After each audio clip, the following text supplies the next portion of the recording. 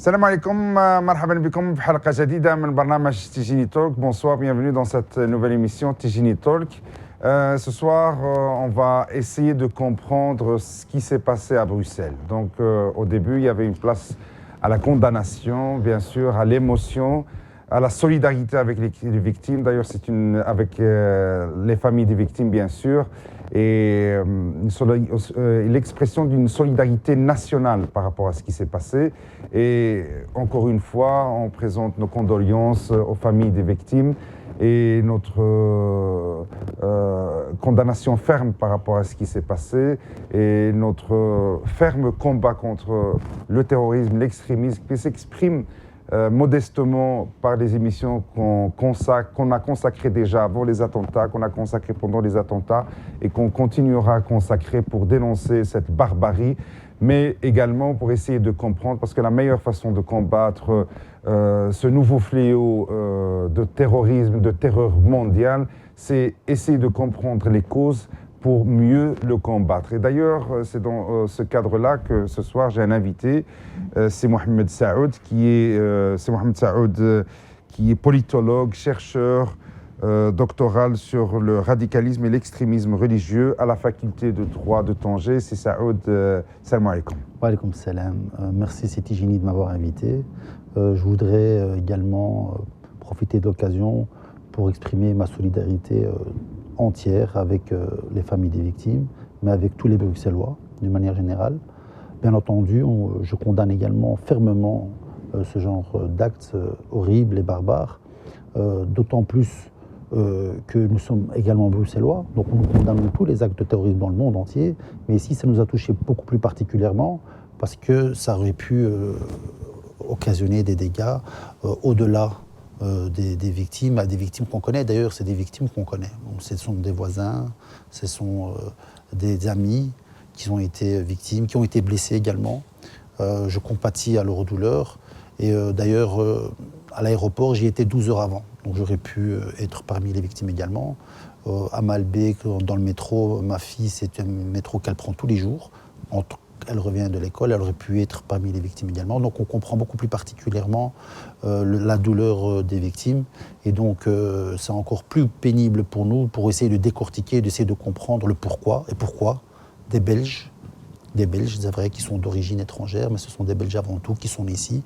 Pourquoi est-ce qu'on a envoyé des Belges se faire exploser? Est-ce que c'est vraiment une problématique propre à cette composante de la population? J'espère qu'à travers ce débat, on pourra... Mais alors, d'abord, j'ai rappelé que vous êtes chercheur doctoral sur la question du radicalisme et de l'extrémisme religieux, mais comme on est ici à Bruxelles, en Belgique, la première question qui se pose, bien qu'on a entendu, c'est pourquoi les musulmans belges étaient à l'origine de ces attentats terroristes. Alors, est-ce que ce sont des musulmans ou des Belges ou des jeunes ou des radicaux? Qui sont ces gens qui ont commis ces attentats? Je pense que personne ne peut renier qu'ils étaient belges.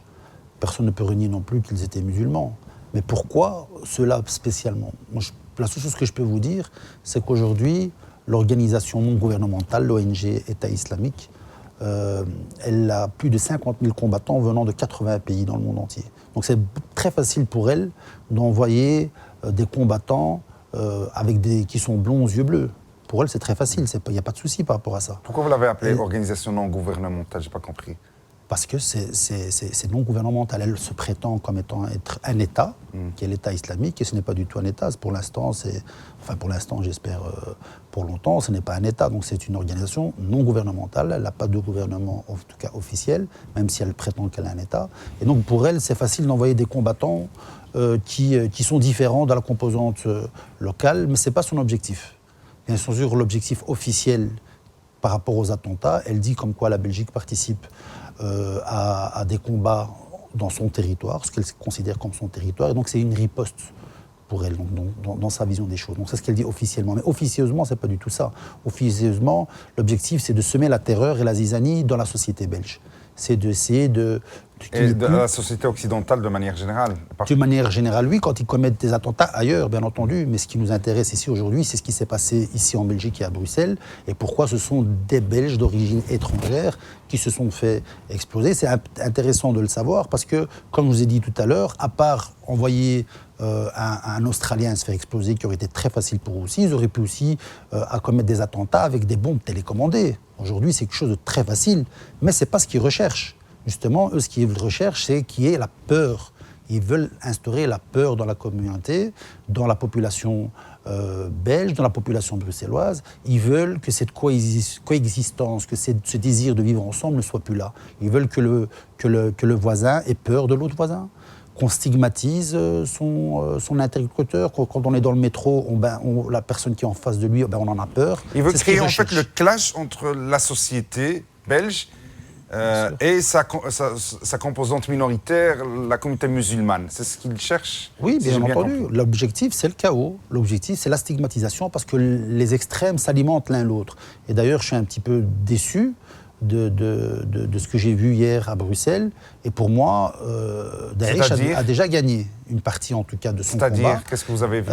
Hier à Bruxelles, il y a eu des centaines, on les appelle des hooligans, mais des centaines d'extrémistes qui sont venus crier et scander des slogans qui sont extrêmes, racistes, xénophobes. Et c'est ce que Daesh a cherché. Donc elle a gagné quelque part, parce que justement, en stigmatisant la population, quelque part, on pousse les gens à s'extrémiser également, on pousse les gens à se positionner, et ça, c'est un danger. Justement, on ne doit pas se positionner pour ou contre, on doit se positionner... Donc elle pousse les extrêmes ou les racistes belges à sortir de l'ombre, à commencer à stigmatiser la communauté musulmane, et elle cherche à pousser les musulmans à se replier sur eux-mêmes. Exactement. Ou à avoir peur également. Oui, bien entendu. L'objectif, c'est justement que les musulmans se positionnent. Ils veulent que les musulmans se positionnent d'une manière ou d'une autre, et pour qu'ils se positionnent en leur faveur, on essaye d'inciter justement les Occidentaux, dans le monde entier, à stigmatiser cette population, justement pour qu'il y ait un repli identitaire qui se fait, et donc c'est un danger. Il faut faire très attention. Malheureusement, vous vous dites déjà que Daesh a gagné. Oui, relativement. Oui, bien entendu. Quand je vois les réactions qui se font au niveau de certains pays, quand je remarque, par exemple, ce qui s'est passé en France avec les attentats de Paris qui sont très tristes, avec lesquels également on est solidaire vis-à-vis des victimes, mais la réaction des autorités, c'est une réaction qui va dans le sens, justement, des extrêmes. Ce que cherche Daesh. Bien entendu. Quand vous stigmatisez une partie de votre population, un exemple, sur la déchéance de la nationalité, bon, c'est vrai que ça fait plaisir à un électorat. Si c'est ça l'objectif, bon, il est atteint. Mais l'objectif tacite, ce qui n'était peut-être pas prévu, c'est que Daesh, elle gagne du terrain là-dessus. Parce que vous pensez vraiment qu'un terroriste, il a quelque chose à faire de sa nationalité. C'est le dernier de ses soucis. C'est le dernier de ses soucis. Il s'en fout, lui, de sa nationalité. Lui, ce qu'il veut, c'est instaurer la terreur. Et donc, quand vous venez et que vous dites à un citoyen de votre pays que, quelque part, vous n'êtes pas vraiment citoyen, qu'il faut faire attention, dès le départ, on le stigmatise, donc on va vers le tout sécuritaire, le donc tout les militaire. musulmans français vont se sentir moins citoyens, puisque, à un certain moment, on reconnaît par cette loi de la déchéance de la nationalité comme s'ils étaient des sous-citoyens ou bien des citoyens de seconde zone, c'est ça? Non, bien sûr, donc ça conforte un peu ce que Daesh propose aux musulmans occidentaux, en leur disant à chaque fois qu'ils ne sont pas de vrais citoyens occidentaux, qu'ils ne seront jamais acceptés en tant que musulmans, et que leur propre place n'est pas en Occident, mais de revenir à ce qu'ils appellent la terre d'islam, de la califat chez eux, en Syrie et en Irak. Tout à fait, c'est l'objectif justement des mouvements comme Al-Qaïda et Daesh, c'est de faire justement, d'essayer de créer de clash des civilisations et d'amener les musulmans à quitter le territoire sur lequel ils vivent pour les rejoindre justement, donc les rejoindre dans leur combat, parce que pour eux ils estiment qu'ils ont un combat messianique, et donc ce combat-là du bien contre le mal, dans leur vision des choses, il faut que le maximum de musulmans puissent y adhérer, et donc ils cherchent le clash. Ils cherchent le clash dans les sociétés, ils cherchent à diviser les sociétés. Très bien. Avant de vous poser la prochaine question, pour les gens qui nous regardent, vous allez pouvoir téléphoner pour peut-être poser vos questions, vos interrogations à M. Saoud qui est avec nous pour partager ce débat avec vous.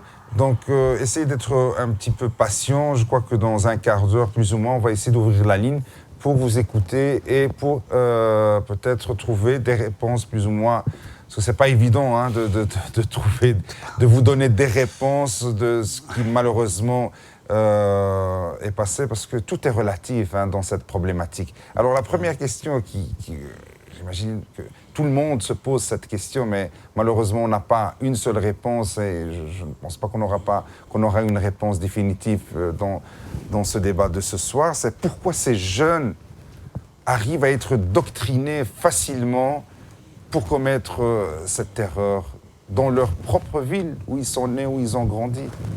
D'accord, alors il faut savoir déjà que sur tous les combattants extrémistes qu'il y a à travers le monde, contrairement aux idées préconçues, ce n'est pas forcément des marginaux. Vous avez toutes les composantes de la société.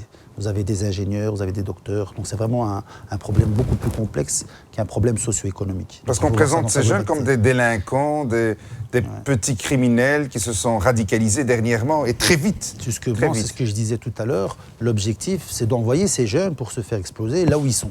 Là, on est d'accord. Que ce sont ces jeunes-là marginaux qui ont déjà des antécédents de grand banditisme, parce que c'est beaucoup plus facile pour eux de trouver des armes, c'est beaucoup plus facile pour eux de s'intégrer, plutôt de se camoufler dans la société. Oui, là, c'est vrai. Et c'est surtout, le plus important pour eux, de démontrer comme quoi vous n'êtes pas en sécurité. Comme quoi votre voisin peut être un combattant, comme quoi quelqu'un que vous connaissez peut se faire tuer à n'importe quel moment par quelqu'un qui est né dans cette société. Donc c'est ça l'objectif, c'est de démontrer à travers leur combat qu'ils envoient, leurs combattants, que vous n'êtes pas en sécurité nulle part. Et justement, il faut, à très court terme, il faut pas y répondre par la stigmatisation ou par la haine. Au contraire, on doit rester solidaire, on doit rester unis en tant que population, en tant qu'humain, on doit rester fraternel, c'est très important. Parce qu'à partir du moment où les extrêmes se mettent en place, le Daesh a gagné. Encore une fois. Alors, une autre question qui me taraude depuis toujours, c'est comment Daesh, ou les extrémistes, arrivent à instaurer cette pensée radicale dans l'esprit de ces jeunes qui ont fréquenté l'école occidentale de manière, pour ne pas parler que de Bruxelles, voilà, pour rester à Bruxelles, pour ces jeunes qui ont étudié ici avec nous dans des écoles réputées et voilà, qui n'ont jamais été, qui pour certains n'ont jamais même fréquenté la mosquée. Comment Daesh arrive à faire comment la radicalisation s'installe dans le cerveau de ces gens.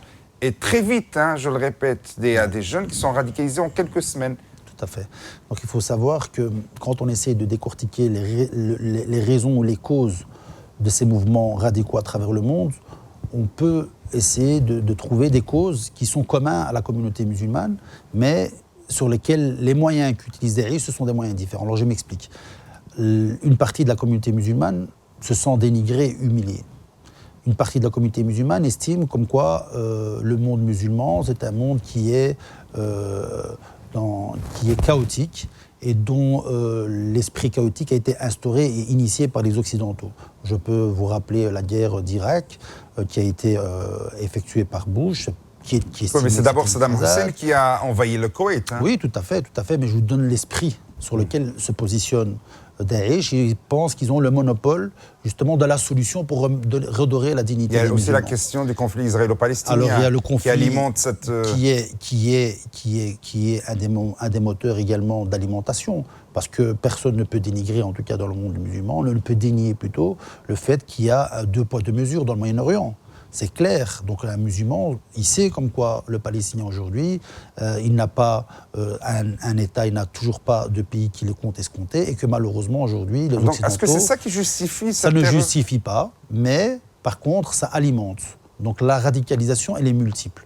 Il y a bien entendu un problème géopolitique, comme je le dis, sur lequel il faudra donner des solutions. Il y a aussi des problèmes locaux, donc au niveau de la marginalisation proprement dit de ces jeunes qui ont un problème identitaire. Il y a une mutation identitaire qui se fait, qui s'installe, qui se recherche. Il y a un problème bien entendu d'ordre socio-économique, parce que souvent il y a des jeunes qui ne trouvent pas d'emploi, c'est des jeunes qui sont à la marge de la société, c'est des jeunes qui ont une soif de reconnaissance. Donc le problème il est vraiment multiple. Oui, mais il y a la dimension religieuse dans tout ça. Est-ce que l'islam, la religion musulmane, comme essayent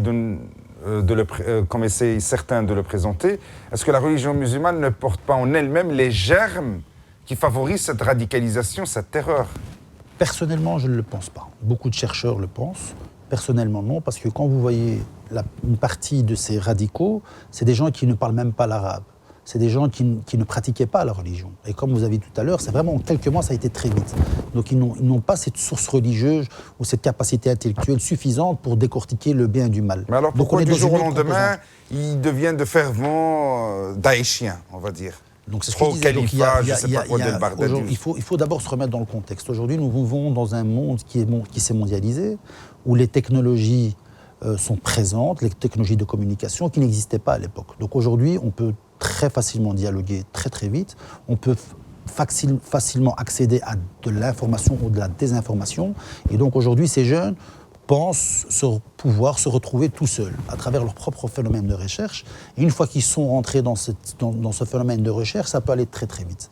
À ce moment-là, ils rentrent ils sont enfermés dans un monde qui leur appartient. Et de recherche en recherche, ils pensent adhérer à un groupe qui leur donne des solutions à leurs problèmes identitaires, qui leur donne des solutions à leurs problèmes de dignité, qui leur donne des solutions à leurs problèmes d'ordre politique. Et donc ça, c'est important. Il faut vraiment faire attention. Et le problème, c'est que la radicalisation, comme vous avez dit tout à l'heure, elle se fait par étapes, mais ça va très vite. On passe très vite du stade de recherche simple à un stade d'enfermement. Et puis, à un moment donné, vous voyez que le jeune, il commence à être reclus, il commence à rejeter la société où il vit, il commence à rejeter ses amis, puis sa famille proche, à un moment donné. Et puis, il pense comme quoi il est en train de vivre la fin du monde. Aussi simple que ça, c'est les signes de la fin du monde. À un moment donné, il se dit, oui, il y a vraiment un problème dans le monde et je dois agir. Et il pense qu'en agissant, en allant rejoindre un groupe réactionnaire, il agit pour le bien.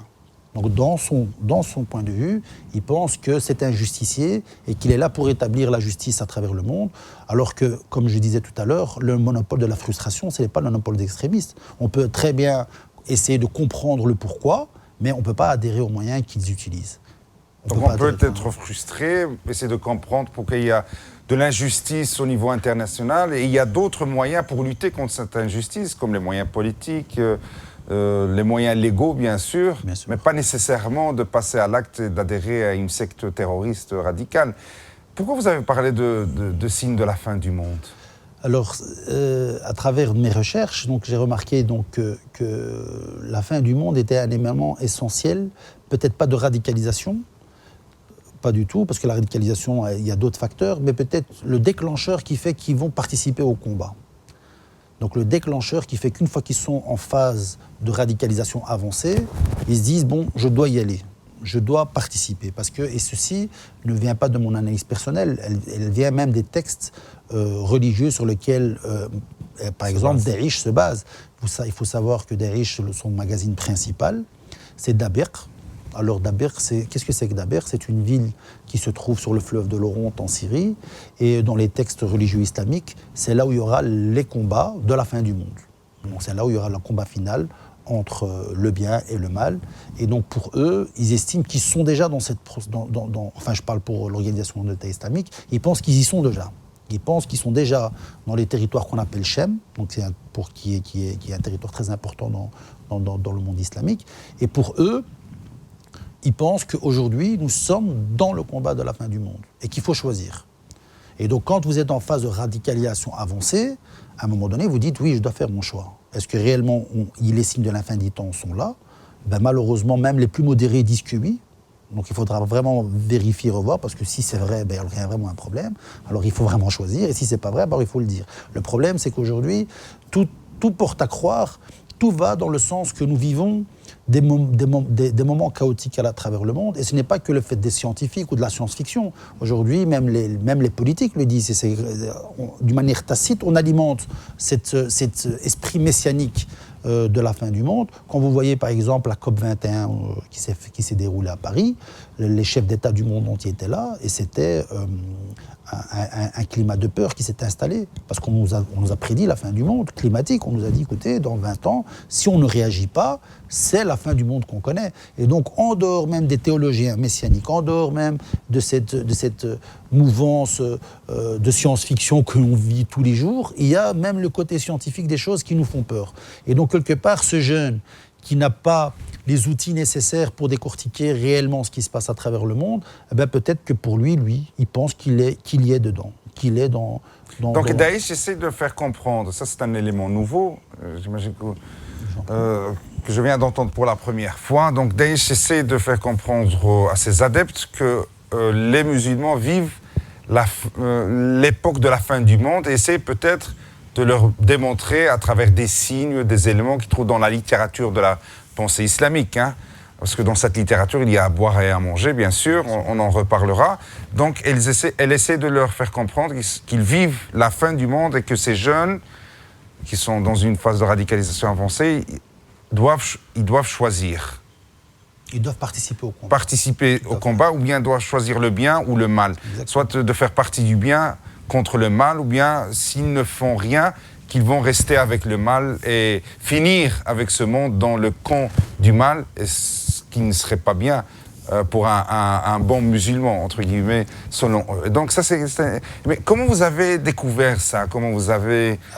Donc à travers ma recherche, moi j'ai essayé d'abord de décortiquer les dires et les discours de ceux justement qui le propagent. Donc là, c'est Al-Qaïda et Daesh, et c'est à travers leur discours que je me suis dit, il y a un problème, personne n'en parle, et pourtant, pour eux, c'est essentiel dans leur discours. Le discours messianique est un élément essentiel. Pour eux, la terre de Chêne, c'est la terre sur laquelle il faut faire sa hijra. Qu'est-ce que c'est que la hijra? La hijra, dans le monde islamique, c'est un peu l'équivalent de l'Alia pour les Juifs. C'est-à-dire se mettre en position de départ pour aller dans une terre sainte, donc une terre islamique. Donc partir de la terre d'Al-Kufr, donc la terre des mécréants, et rejoindre la terre religieuse. Et donc, quand vous voyez leur discours, tout porte à croire que c'est quelque chose de déterminant.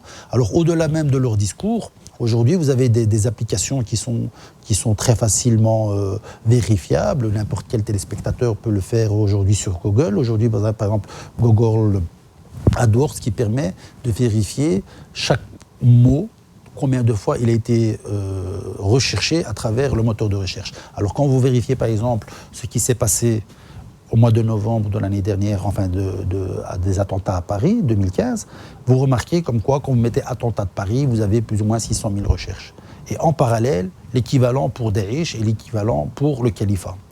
Et ce qui est étonnant, c'est que les recherches qui ont été effectuées sur la fin du temps remontent exactement au même moment pour les attentats de Paris, la même chose pour la hijra et la même chose pour la malhama. Alors que c'est un terme qui est très difficile à comprendre, que la plupart des musulmans ne connaissent pas, et pourtant, le mot malhama a été utilisé presque 450 000 fois dans le moteur de recherche Google au mois de novembre, pendant la période des attentats de Paris. Qu'est-ce que c'est que la malhama? C'est l'équivalent de l'Armageddon musulman, chrétien. Donc l'Armageddon, c'est l'apocalypse, c'est la fin du monde, c'est la fin des temps. Et donc la Malhama, d'un point de vue musulman, c'est la bataille finale qui aura lieu à la fin des temps. Et donc l'eschatologie islamique, donc c'est l'étude de la fin des temps de l'islam, dit comme quoi la Malhama, elle aura lieu. Et donc quand vous avez ce nombre inconsidérable de gens qui y croient, mais quelque part, vous avez une minorité qui passent le cap et qui se disent bon, je dois y aller parce que réellement... En tout cas, des minorités qui font écho à la pensée daïchienne, donc qui vont chercher, qui essaient de se retrouver dans la philosophie daïchienne, donc qui y croient plus ou moins. Oui, mais que je m'explique bien. Je ne parle pas de causes de radicalisation. La radicalisation, les causes sont divergentes. Moi, là, on est loin. Oui, là, on est déjà dans une phase de radicalisation avancée. Et je dis une des causes qui permettent de passer le cap de la radicalisation au cap du combat. Parce qu'il y a des radicaux qui restent pacifistes, on va dire, plus ou moins. Bien donc entendu, qui ne portent pas les armes, qui ne tuent pas. En attendant, oui. Malheureusement, ça existe. Ouais, ça existe. Bon, enfin, tout est relatif. Qu'est-ce que c'est qu'être radical? Est-ce que le fait de se positionner comme étant pro-palestinien, on est radical? Alors je suis le plus grand des radicaux de la Terre. Il faut vraiment faire attention à la sémantique. Parce qu'aujourd'hui, on utilise le mot islamiste à tout va. Si être islamiste, c'est prôner l'islam, alors on est tous des islamistes quelque part. Ça veut tout dire. Il faut vraiment faire attention à la sémantique. Par exemple, le mot djihadiste, on l'utilise à tort et à travers, mais quelque part, le mot djihad, dans le fondement de l'islam, c'est quelque chose de valorisant. Qu'est-ce que c'est que le djihad? djihad, c'est l'effort. On fait tous des efforts on dit jihad nefs, on fait des efforts sur nous-mêmes. Donc il faut vraiment faire attention à cette sémantique qui est vraiment important parce que le fait de l'utiliser à tort et à travers, à nouveau, on fait le jeu de Daesh. On va revenir pour parler d'approfondir un peu ce que vous avez dit, poser d'autres questions. On va passer une page publicitaire et après, vous pouvez nous appeler, téléphoner pour poser vos questions à M. Saoud, chercheur à la faculté de droit de Tanger.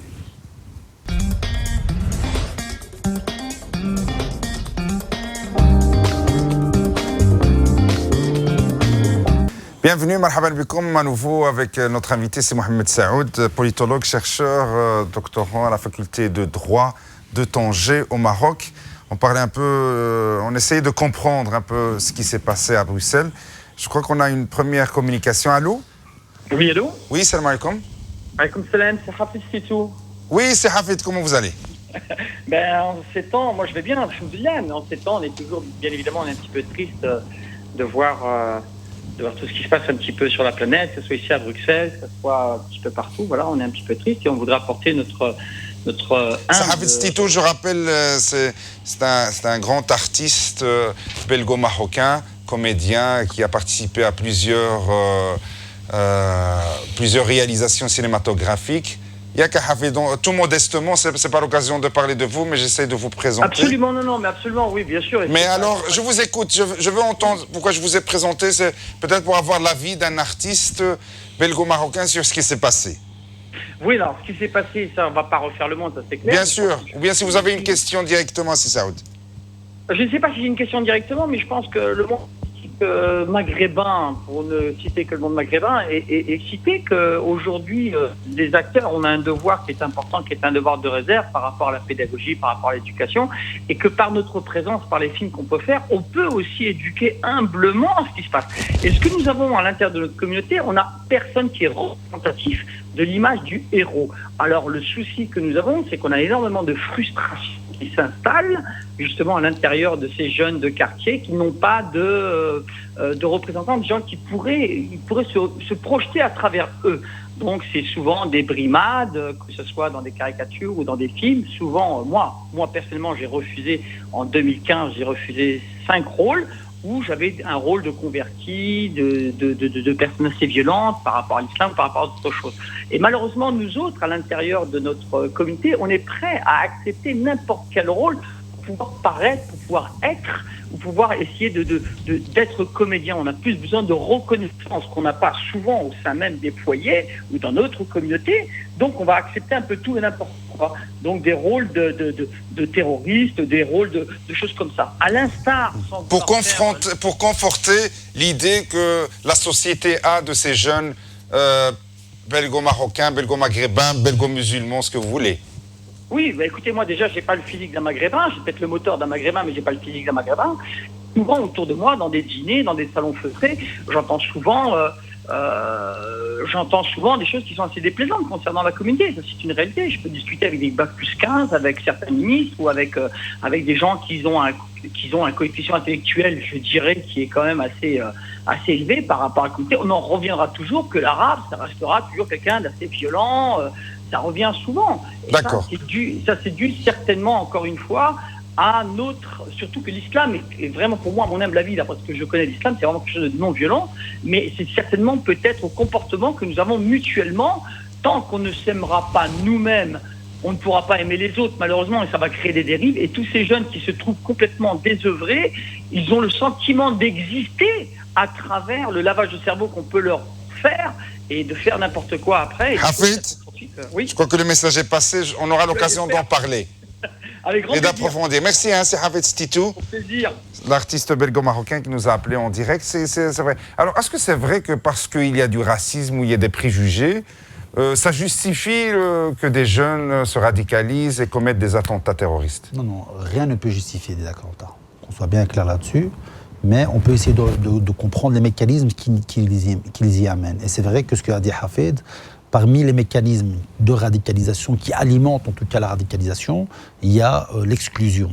L'exclusion d'une frange de la... Enfin, c'est ce que les jeunes pensent qui sont exclus de cette frange de la société. Et il y a bien entendu le racisme, la xénophobie, surtout la stigmatisation, la suspicion, le délit de faciès. Tout ça, ça alimente bien entendu la radicalisation et qui pousse certains jeunes à se radicaliser. C'est un élément pour ça que parmi d'autres. les solutions sont globales. Bien, c'est ce que peut-être les radicaux utilisent pour radicaliser ces jeunes.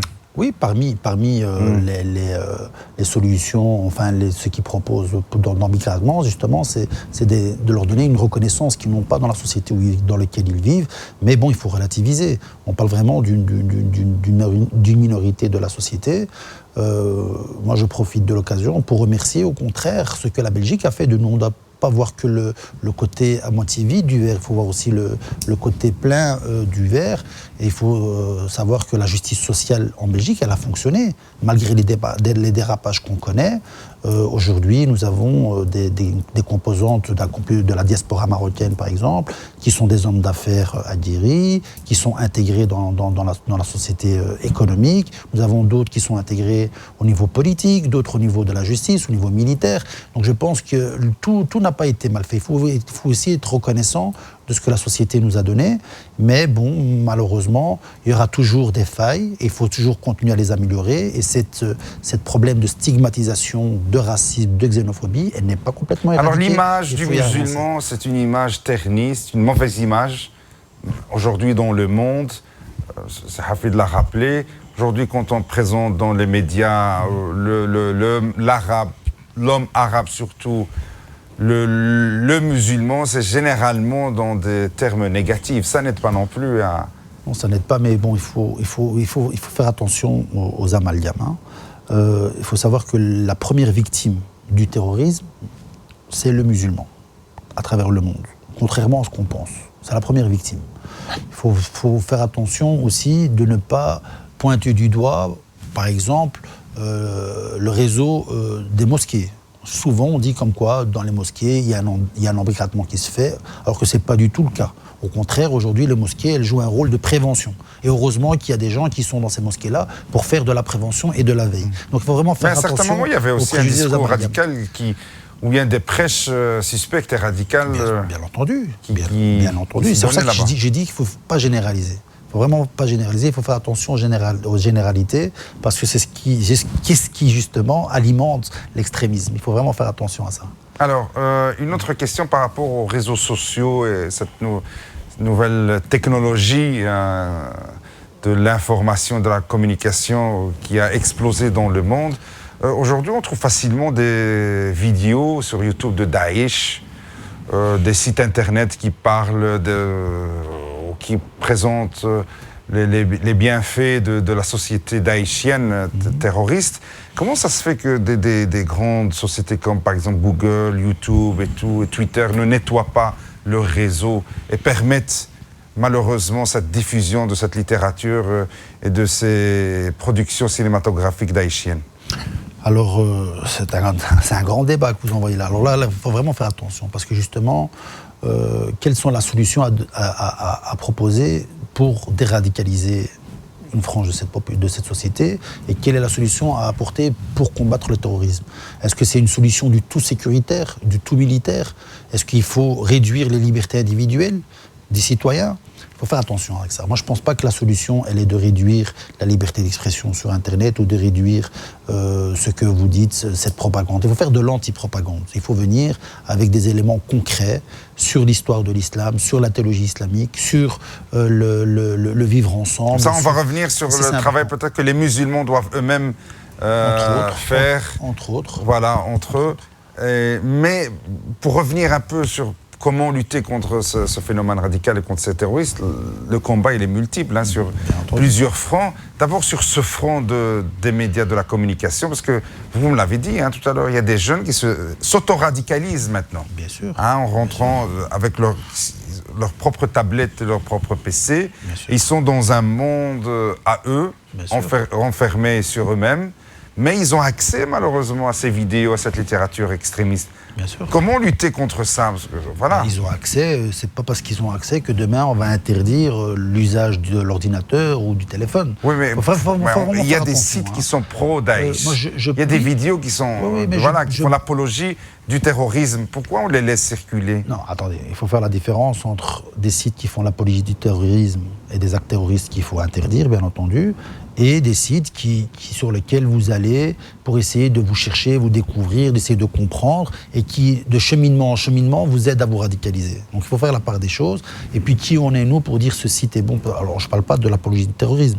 Bien entendu, là, c'est contraire même à l'humanisme qui est en nous. Bien entendu qu'il faut interdire ça. Mais là, c'est vraiment, on parle de quelques vidéos, de quelques exceptions. On a une communication téléphonique. Allô, salam alaikum. Allô. الو Oui. السلام عليكم استاذ سي الحاج لاباس عليكم؟ لاباس بارك الله فيك. بخير معكم الحسين فويرس من سانجيل. تفضل سي حسين, on vous écoute. نعم سيدي. Tout d'abord j'aimerais bien saluer avec un grand respect notre Saoud, le prof, de son participation et tout ce qu'il a dit. Je voulais juste vous dire que peut-être dans le même séjour on a manque d'éducation et d'enseignement. Parce que le prophète Mohammed sallallahu alayhi wa sallam a bien dit Addibuhum qabla an tu'allimuhum. Éduquez d'abord avant d'enseigner. Et par là, peut-être on peut passer à la fraternité, à l'union, à la solidarité, au soutien, et pour le bonheur de l'humanité en général, sans distinction ni de race, ni de racine, ni de couleur. C'est l'égalité. Sauf qu'il a bien précisé qu'il faut une justice qui soit adéquate. Et par justice, il y aura encore aussi le pardon dans des limites. Tout être humain a le droit de vivre en paix, en prospérité, en prestige. Merci infiniment pour Merci beaucoup, je Cyril. vous suis de très près. J'aimerais bien avoir un jour une émission spéciale pour notre marocanité, vu la situation qu'on passe actuellement avec Ban Ki-moon et le soutien total de nos frères marocains entiers. Ok, ce sera pour une autre occasion. Voilà, merci, Cyril, pour votre intervention. Encore une question, c'est ça. Pourquoi vous l'avez bien précisé tout à l'heure, les premières victimes des actes terroristes sont les musulmans eux-mêmes. Tout à fait. Aujourd'hui encore, il y a eu un attentat au Pakistan, 62 morts. Et avant cela, en Turquie, plusieurs dizaines de morts. Et avant cela, en Turquie toujours, une centaine de morts dans un seul attentat. Et on ne parle pas des attentats quotidiens en Syrie et en Irak. Des dizaines, des centaines, des milliers de morts. Mais certains constatent qu'il y a tout de suite une grande solidarité, plus quand il s'agit d'un attentat qui est commis en Occident, que là, les médias internationaux et toute la planète se mobilisent pour montrer leur solidarité avec ces attentats, comme ce qui s'est passé à Bruxelles et à Paris. Mais quand il s'agit d'un attentat en Tunisie, ou en Turquie, ou au Pakistan, certains considèrent qu'il y a moins d'attention médiatique internationale, moins de soutien international, que Obama téléphone rarement au président de ces pays pour leur présenter ses condoléances. Comment justifier cela, selon vous? Moi, je n'ai pas à justifier, je constate ce que vous dites, mais je pense qu'on est hors sujet, hors débat, parce que le fait qu'un média belge parle des attentats qui sont faits en Belgique assidûment et plus qu'un attentat qui aurait été fait à Bamako, c'est compréhensible. Je suppose que les médias de Bamako, quand il y a eu l'attentat qui s'est fait à Bamako au Mali, elles étaient beaucoup plus actives pour parler de leur propre attentat. Je veux dire, quelque part, on ne peut pas pointer du doigt ou stigmatiser l'ensemble des médias parce qu'on ne parle pas d'un sujet ou pas d'un autre. On a une communication. Allô? Allô? Allô? Allô? Oui? Allô, salam alaikum. Wa alaikum salam. Malcolm Hicham de Bruxelles. Oui, c'est Hicham. Voilà, j'ai juste une petite question. Je ne vous entends pas bien, c'est Hicham. Allô, vous m'entendez maintenant? Oui? Voilà, en fait, j'ai juste une petite question très simple. Dites-moi. Concernant le débat que vous êtes en train de le faire. je veux juste qu'on m'explique exactement le mot radicalisme. Parce que pour moi, moi je suis musulman, j'ai des collègues belges non musulmans que moi j'arrive pas à expliquer. Elle est où la limite d'un musulman qui bascule vers le radicalisme? Est-ce que quelqu'un qui pratique ses prières fait sa religion normale? Est-ce qu'on peut appeler ça un musulman radical? Non, juste qu'on explique la limite. Très bien. La limite pour appeler quelqu'un qui est radical. Ou bien moi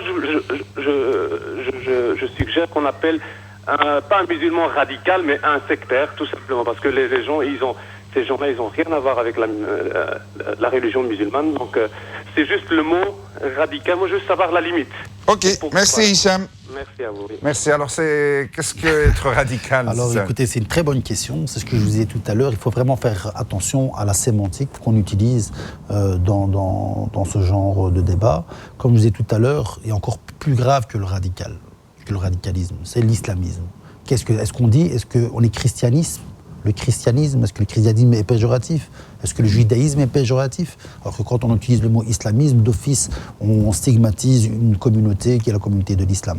Donc le monsieur, il a raison, il faut vraiment faire attention à la sémantique. Bon, alors là, pour le côté radical, il n'y a pas de base religieuse par rapport à la radicalisation. On parle vraiment d'un phénomène sociologique. Il faut vraiment, c'est l'individu, à un moment donné, il se met en phase de changement. Et donc ce changement d'une étape à une autre, si vous pratiquez votre religion assidûment, ça ne veut pas dire que vous êtes un radical. Pas du tout, vous pratiquez votre religion, je veux dire, il n'y a pas de souci par rapport à ça. Mais la radicalisation de l'individu fait qu'à un moment donné, vous passez d'une phase de ce que vous êtes à quelque chose d'autre qui va vous amener à un combat violent.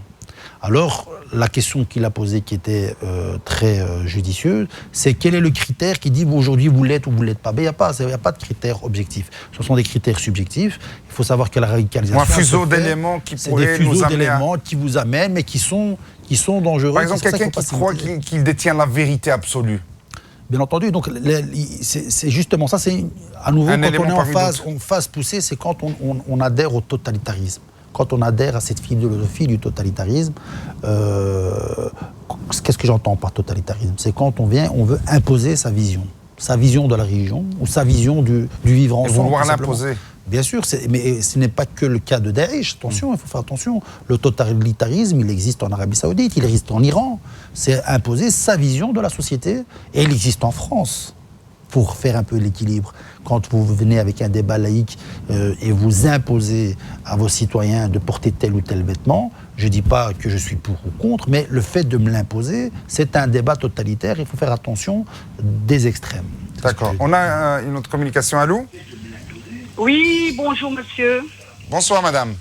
Bonsoir, voilà, donc je vous téléphone... Et vous êtes madame? Oui, je suis donc de Heusingen. Diminuez un peu le son de votre poste de télévision, s'il vous plaît. Voilà, allô. Donc je vais un peu m'éloigner de le téléphone. Voilà, donc je suis de Heusingen. Je suis une immigrée des années 60. Et voilà, je suis vraiment... très triste pour ce problème qui est dans l'Occident et surtout, disons, en France, en Belgique, en Allemagne, tous ces immigrés qui sont arrivés dans les années 60, ils ont tout donné pour le pays, mais hélas, le pays a laissé ces gens un peu à côté et c'est ça qui fait qu'aujourd'hui, je parle à tous ces politiques, c'est bien l'éducation, qui est l'éducation de l'enseignement et l'éducation des familles, donc qui est nous. Nous sommes des gens qu'on a grandi dans l'enseignement en Belgique. Nous avons vécu des moments très durs dans l'enseignement. Nous avons été frappés, nous avons été humiliés. On nous a dit que vous n'avez pas le droit d'étudier, que vous êtes uniquement pour servir et reprendre ce que vos parents ont fait. Hélas, nous sommes une immigration d'honneur, une immigration que nous sommes arrivés qu'on nous a payé nos places pour venir. On a influencé nos parents pour qu'on vienne, pour qu'on puisse rester donc dans le pays. Mais hélas, les autorités européennes... Alors, c'est quoi votre message à cause de ça? Mon message aujourd'hui, c'est que c'est tous ces jeunes qui se font exploser, que ce soit de partout dans le monde, que ce soit chez nous, dans les pays arabes ou bien dans l'Occident. Aujourd'hui, c'est un problème très très grave. Dans les pays arabes, ça se passe, disons, un peu normal, même qu'il y a des explosions, etc. Pour eux, ça se passe, c'est pas un problème. Et pour ici, donc, en Belgique ou ailleurs, dans l'Occident, c'est un peu difficile parce que aujourd'hui, ces jeunes n'ont plus rien à perdre. Pour eux, s'ils font ces choses-là, ils n'ont plus rien à perdre. Et c'est ça qu'ils doivent comprendre, ces gens. Que ces enfants qui sont là, ils n'ont plus rien. Ils tournent dans les rues, ils n'ont pas de travail, ils n'ont pas d'études, ils n'ont rien. Monsieur, si je vous dis, moi, mes enfants, j'ai tout fait. Je me suis battue pour qu'ils n'arrivent pas à la délinquance. J'ai quitté Bruxelles parce que j'ai vu ce qui s'est passé à Bruxelles. La première délinquante, la première immigration, c'était la drogue. On nous a filtré de la drogue dans les... Madame, oui, est-ce que vous comprenez certains qui vous disent on ne va pas trouver du travail à tout le monde pour acheter la paix? Ça, c'est inconvenable, c'est irréalisable. Vous êtes en train de nous dire parce que les jeunes sont désœuvrés, ils n'ont pas d'avenir. Oui, c'est ça le vrai problème. Ce n'est pas parce que les gens n'ont pas de travail ou sont mal éduqués qu'ils vont devenir nécessairement terroristes. Non, c'est parce que, au fait, le terrain qui est là... Le terrain, il est très bien pour ses adversaires. Ces gens qui sont là, voilà. Au fait, l'Occident, la Belgique, ils leur ont préparé ces petits-enfants et ils sont devenus des bombes humaines. Très bien, merci beaucoup madame. Voilà. Votre message est passé. Voilà, c'est tout simplement que je vous dis aujourd'hui, je dis à tout le monde et même à l'État belge ou français ou peu importe, il est grand temps qu'ils se réveillent et qu'ils ne laissent plus ces enfants qu'on les prend, qu'ils les prennent et qu'ils surtout, la primaire, la maternelle, primaire et secondaire, ça doit être surveillé. Très bien. Merci beaucoup, madame. C'est ça. Oui, alors j'ai essayé de comprendre un petit peu. Bon, il est vrai qu'il y a des problèmes d'exclusion, des problèmes de racisme, de xénophobie, comme on l'a dit tout à l'heure, mais il ne faut pas non plus pointer du doigt à chaque fois la responsabilité de l'État dans ce qui se passe actuellement. Je crois que c'est un peu trop facile. Il y a une responsabilité collective.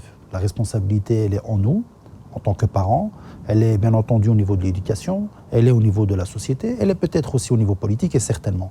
Mais ce serait trop facile de pointer uniquement le côté... Alors imaginons on va aller jusqu'au bout, on va estimer qu'ici en Belgique, il y a des problèmes sociaux très graves, il y a de l'exclusion, les préjugés, le racisme, tout ce qu'on veut. Mais alors, qu'est-ce qui justifie que des jeunes, dans des pays musulmans, justement, où ils vivent entre musulmans et entre arabes, ils vont quand même rejoindre Daesh par milliers. Exactement. Donc c'est ce que je disais tout à l'heure, je n'ai pas été peut-être jusqu'au bout. C'est justement, il ne faut pas responsabiliser une frange de la société ou l'État même par rapport à ce qui se passe. Bon, il y a des causes diverses de radicalisation et parmi ces causes diverses, il y a la marginalisation et le racisme. Comme ailleurs, dans d'autres pays, il y a d'autres causes. On a une communication téléphonique. Allô?